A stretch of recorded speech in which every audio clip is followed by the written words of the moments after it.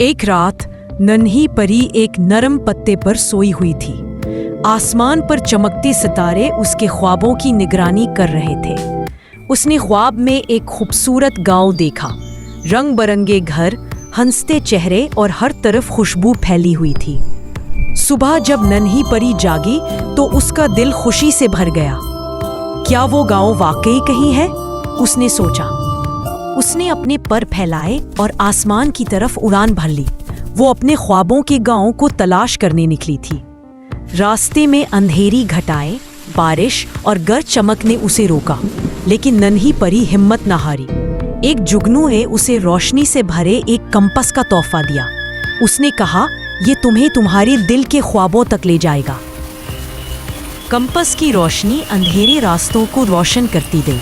नन्ही परी को उम्मीद की एक नई किरण मिल गई। आखिरकार उसे वही गांव नजर आया, वही चमकते घर, वही मुस्कुराहटें, जैसे ख्वाब हकीकत बन गया हो। गांव के सब वासियों ने उसे खुशी से गले लगाया। उन्होंने कहा, हम जानते थे तुम आएंगी। ख्वाब देखने वाले कभी अकेले नहीं होते। नन्ही परी ने आसमान पर चमकती रोशनियों से लिखा, अगर तुम सच्चे दिल से ख्वाब देखो तो रास्ता खुद ब खुद बन जाता है। Subscribe for more videos.